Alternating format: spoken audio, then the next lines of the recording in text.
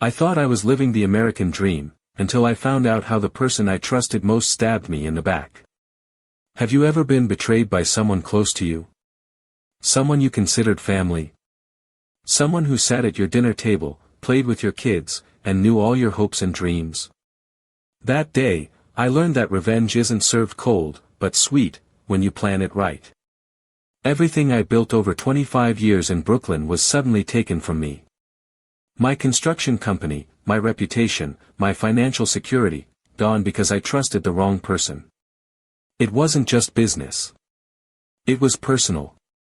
By the end of my story, you'll see how to stand tall after betrayal and rebuild yourself stronger than before. This isn't just about getting even. It's about reclaiming your life and your dignity when someone tries to take it all away. It's about turning your deepest pain into your greatest strength.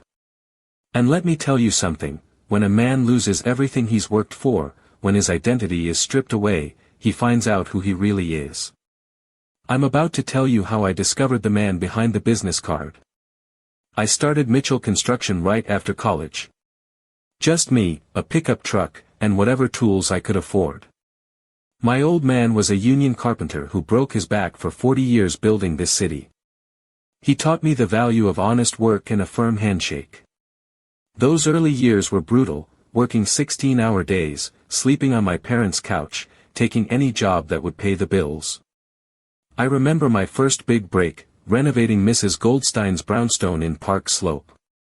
She recommended me to her friends, and suddenly I had more work than I could handle alone. I hired my first 3 employees in 2001. Good men who needed work after September 11th changed everything in this city. We built our reputation one project at a time, showing up on time, staying on budget, and treating every home like it was our own. Around that same time, I met Sarah. She was a school teacher with a smile that could light up Brooklyn Bridge. We got married in 2003, had our first kid in 2005, and our second in 2008. The American dream was taking shape, a growing family, a growing business, and a future full of promise. By my mid-30s, things were finally taking off. We had 25 employees, contracts with some major developers in the city, and I had just bought my dream house in Bay Ridge. 3 bedrooms, a backyard for the kids, and a mortgage that kept me up at night, but it was ours. That's when Mike came into the picture. Mike and I met at a construction conference in Manhattan. He was presenting on commercial project management, and I was there hoping to expand my business beyond residential work. We hit it off immediately, both Brooklyn boys who started from nothing. He had experience in the commercial side of construction that I lacked, and I had the residential contacts he needed. It seemed like a perfect match. For months, we'd meet for beers at O'Malley's bar on Fridays after work. We'd talk about the industry, share war stories, and dream big. Mike had ideas that excited me, expanding into commercial properties, government contracts, maybe even developing our own properties someday. Sarah liked him right away. "He reminds me of you," she said, "hungry and smart." Mike became a regular at our Sunday barbecues. My kids called him Uncle Mike. He brought expensive gifts at Christmas and remembered everyone's birthdays. After a year of friendship, I offered Mike a partnership. 60-40th split in my favor since I'd built the company, but with equal voting rights on major decisions.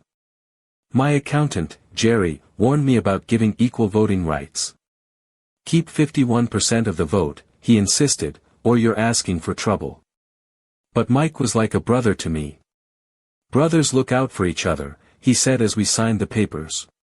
"This is going to be huge, Jack." For the next 5 years, business boomed. We doubled our workforce, opened a second office in Queens, and landed our first $1 million contract renovating an office complex in Manhattan. Mike's commercial contacts brought in bigger clients than I ever could have on my own. I was so busy managing projects that I gladly let Mike handle more of the financial side of things. Looking back, I can see we were growing apart.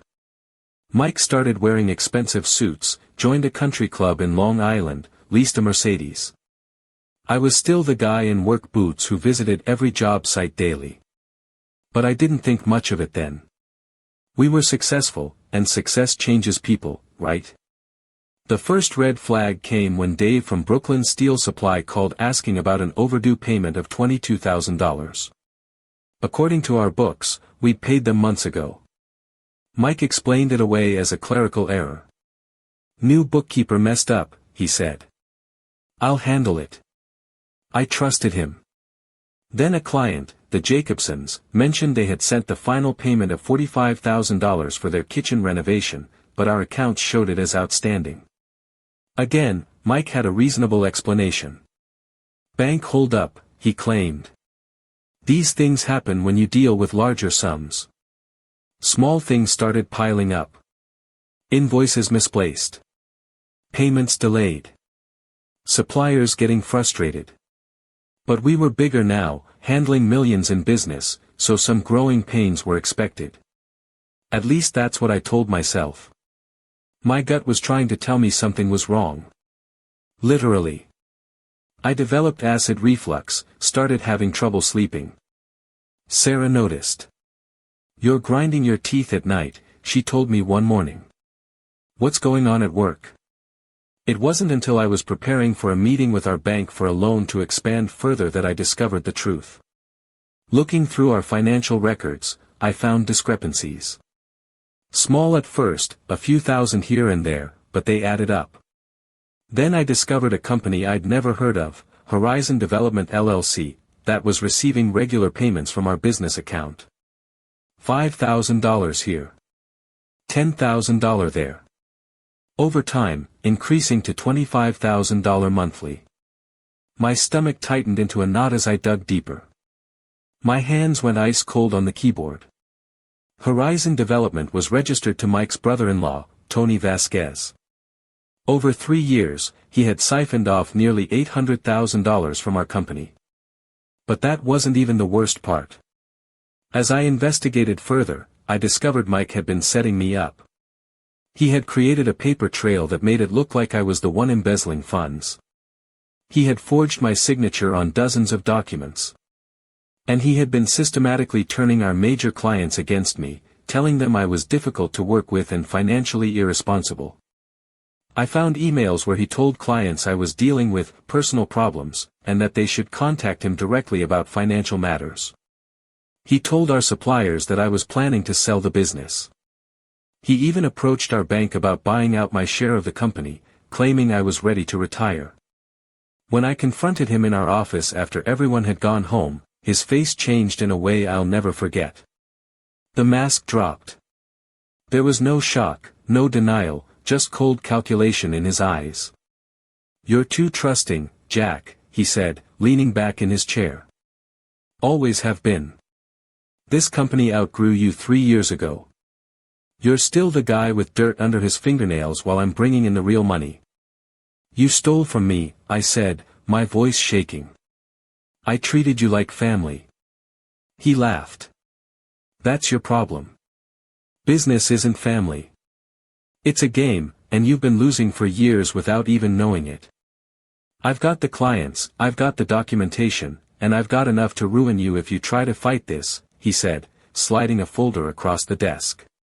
Then he laid out his terms. I could walk away with nothing, or he would take me to court and make sure I lost everything, including my reputation and possibly even my freedom with the paper trail he'd created. I walked out of that office feeling like I'd been hit by a truck. The rain was pouring down, matching the storm inside me. Everything I'd built, everything I'd worked for, was being stolen by the one person I never thought would betray me. I sat in my truck for an hour, unable to drive, unable to think straight. The next 6 months were the darkest of my life. I lost 30 pounds. Couldn't sleep more than 2 or 3 hours a night. Started drinking too much, a beer after work became a 6-pack, became a bottle of whiskey. My wife was worried sick. She'd find me asleep on the couch at 4 a.m., surrounded by company papers, trying to find a way out. My kids didn't understand why Dad was always angry or sad. My son's baseball games, my daughter's dance recitals, I was there physically, but my mind was somewhere else, replaying the betrayal, thinking of what I should have seen, what I should have done differently. I felt like a failure, not just professionally, but as a man, as a provider, as a father. My identity had always been tied to my work, to building things with my hands, to creating something real and solid in the world. Now it was all slipping away. The man in the mirror was a stranger to me, hollow-eyed, unshaven, defeated. Sarah tried everything to reach me. "This isn't you," she'd say. "The Jack Mitchell I married doesn't give up. He doesn't let anyone take what's his." But I was too deep in my own darkness to hear her. I met with a lawyer who reviewed my case and shook his head. "The paper trail is bad," he said. "Going to court would be risky. He's been planning this for years while you've been blindsided." His recommendation? Cut my losses and start over. I even started seeing a therapist, something I never thought I'd do. Dr. Wallace listened as I poured out my rage, my shame, my fear. "What you're experiencing is grief," she said. "You're mourning the loss of your business, but also the loss of trust, the loss of a friendship." I remember sitting on the floor of my home office at 3 a.m., surrounded by financial documents, half drunk, when my 12-year-old daughter Emma walked in. Her hair was messy from sleep, eyes wide with concern. "Dad, are you okay?" she asked in a small voice. I looked at her standing there in her pajamas with the little cartoon bears on them, her school science fair medal hanging on the wall behind her. In that moment, I saw myself through her eyes, a broken man surrounded by the wreckage of his life. "I will be, sweetheart," I said, getting to my feet. "I promise." After I tucked her back into bed, I stood in the hallway looking at the family photos on the wall, vacations, birthdays, graduations. The life we'd built. The life I was letting slip away because of one man's betrayal. That was my turning point. I realized that I had two options. I could either let Mike's betrayal define the rest of my life, or I could use it as fuel to rebuild something better. I wasn't going to let him win. Not like this. Not at the expense of my family. The next morning, for the first time in months, I woke up before my alarm. I showered, shaved, and made breakfast for the kids before school. Sarah looked at me with cautious hope in her eyes. "I'm back," I told her. "And I'm not going down without a fight." That same day, I called a lawyer, not the pessimistic one who told me to give up, but a hungry young attorney named Rachel Morgan who specialized in business fraud.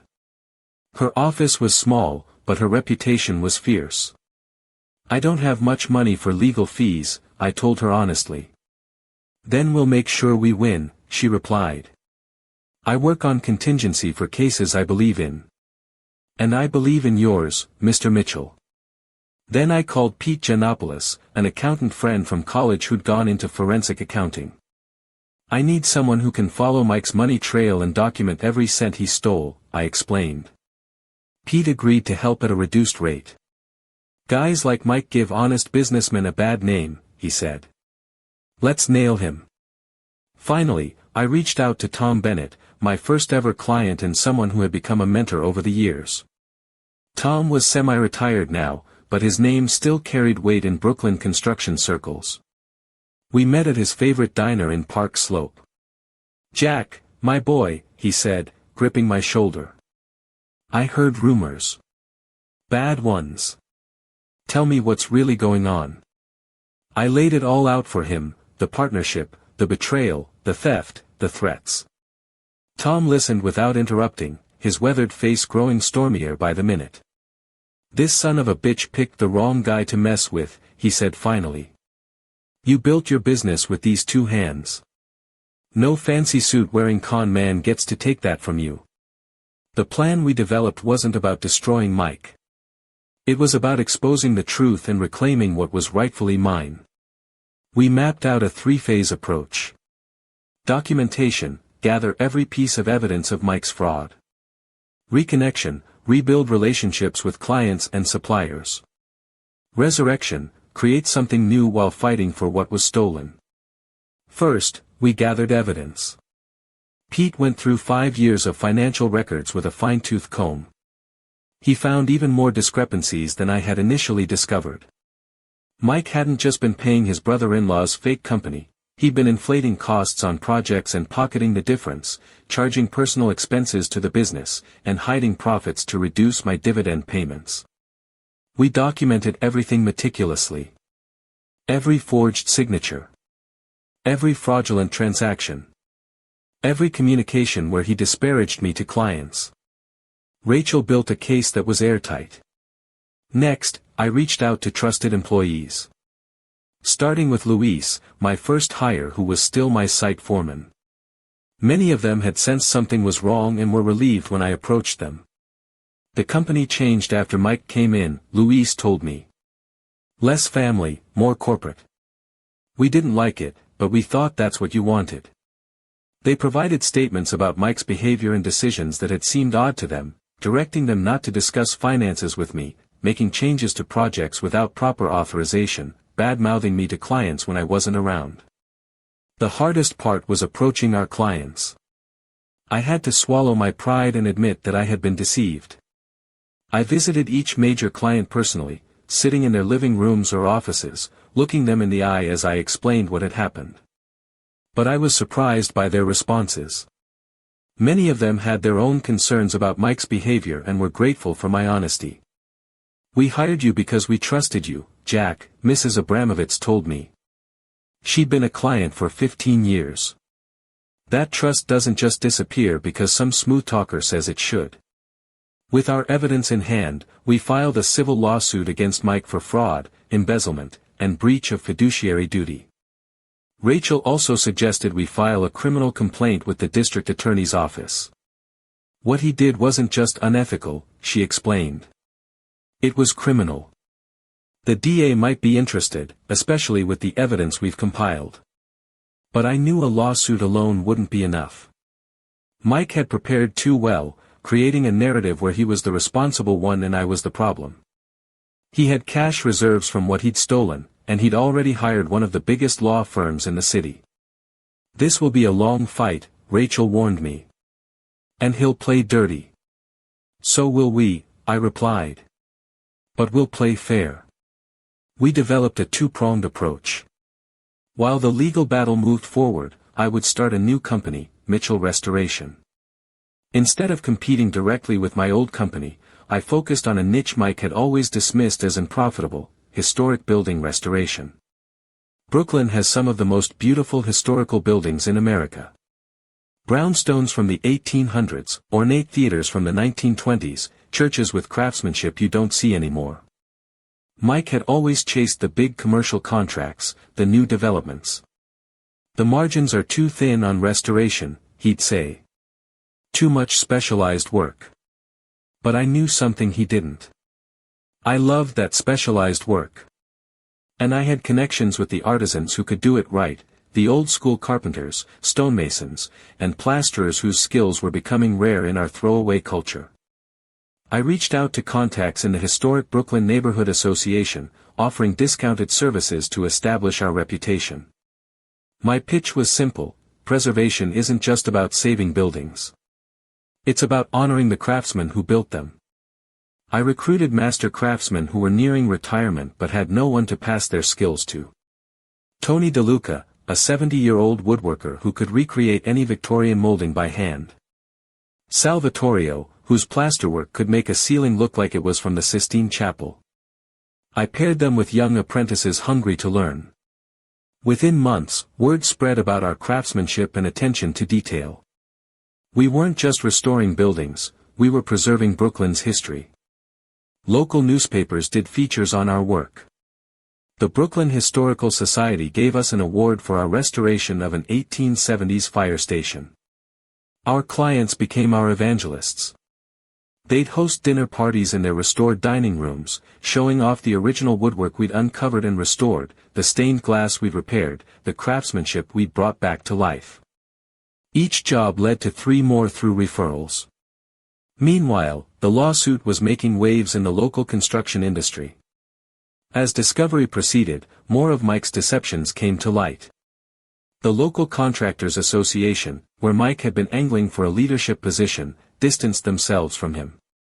Several other business associates came forward with similar stories. A supplier revealed Mike had been taking kickbacks. A former employee shared emails showing Mike had directed her to falsify records. The district attorney's office opened an investigation based on our evidence. The pressure was mounting on Mike.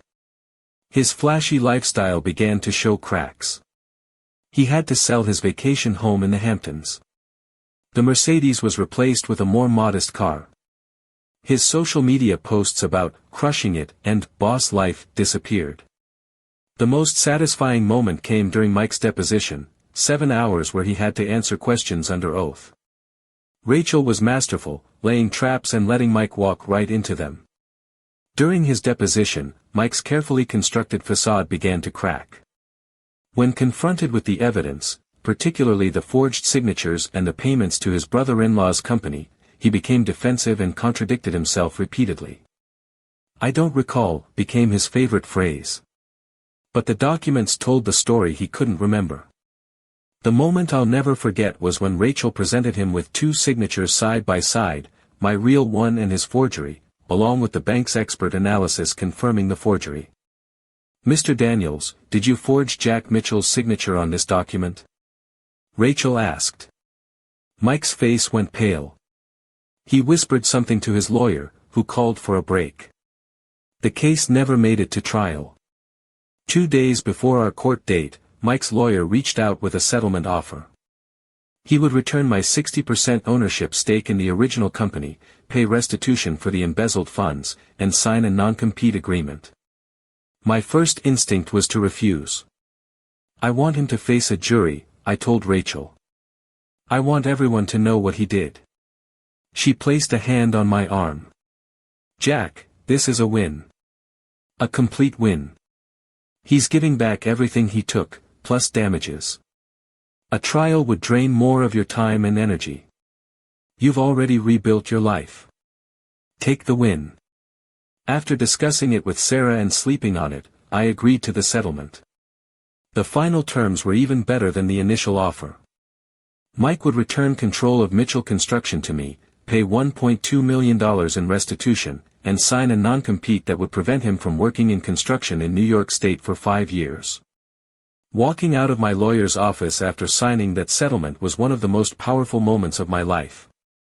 The weight that had been crushing me for so long, the suffocating cloak of betrayal and despair, had finally begun to lift. The New York City air, usually thick with exhaust and urgency, felt crisp and clean for the first time in what seemed like an eternity. Each step away from that building was a step back towards myself. The settlement wasn't just a legal document, it was a testament to resilience, a hard-won reclaiming of what was mine. Mike, true to the terms Rachel had masterfully negotiated, returned my 60% ownership of Mitchell Construction. The $1.2 million he had siphoned off found its way back, not as a balm for the wound of betrayal, but as fuel for the future I was now determined to build on my own terms.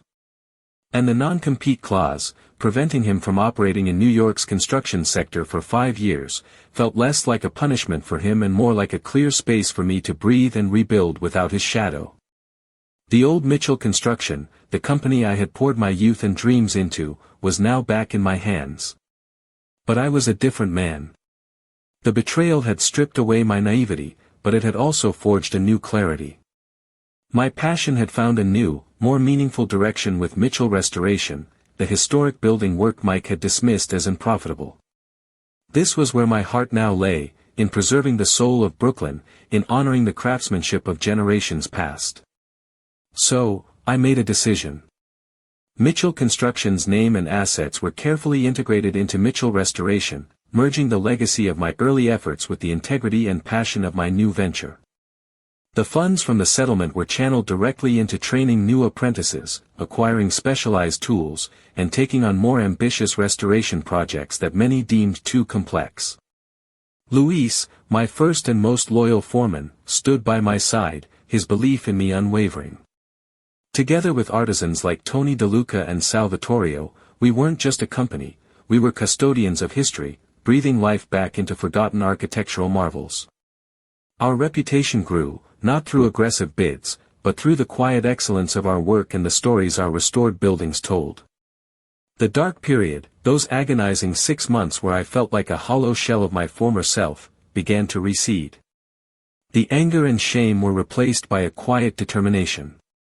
Sarah, my rock, had watched me nearly drown in despair, but she also witnessed my fight back to the surface. Her belief in the Jack Mitchell she knew, the man who doesn't give up, had been a lifeline. Our bond, strained but never broken, healed and strengthened. We found joy again in simple things, family dinners where laughter echoed, weekend trips with the kids, quiet evenings where we could talk without the shadow of Mike's betrayal hanging over us. Emma, my sweet daughter whose innocent question, "Dad, are you okay?" had been my turning point, now saw a father who was not just okay, but thriving. I was present for her science fairs and my son's baseball games, not just in body, but in spirit. The photos on our hallway wall were no longer just reminders of a life Mike had tried to shatter, but waypoints on a continuing journey, a testament to our family's resilience. Mike. He faded from the Brooklyn construction scene, a whisper of a cautionary tale. The DA's investigation, fueled by the evidence Pete Giannopoulos had meticulously gathered, concluded with penalties that ensured he wouldn't be defrauding anyone else anytime soon. His flashy lifestyle, built on deceit, crumbled. There was no triumph in his downfall for me, only a somber acknowledgement of the consequences that inevitably follow such betrayals. My true victory wasn't in his ruin, or even in reclaiming what he stole. It was in the resurrection of my own spirit. It was in discovering that the man behind the business card was far more resilient, more passionate, and more capable than I had ever given myself credit for. It was in the realization that authentic success isn't measured in dollars and cents alone, but in the integrity of your work, the loyalty of your team, the love of your family, and the quiet pride of building something truly meaningful with your own two hands, something no one can ever truly take away. The American dream I thought I was living before Mike had been based on a certain innocence. The dream I was living now was forged in fire, tempered by adversity, and built on the unshakable foundation of self-knowledge and hard-won wisdom. And this dream, I knew, was real. It was mine. And it was beautiful. Thank you so much for listening to my story. Don't forget to subscribe to the channel for more stories like this one. And please, feel free to share your own experiences and thoughts in the comments below. Your voice, your story, it truly matters.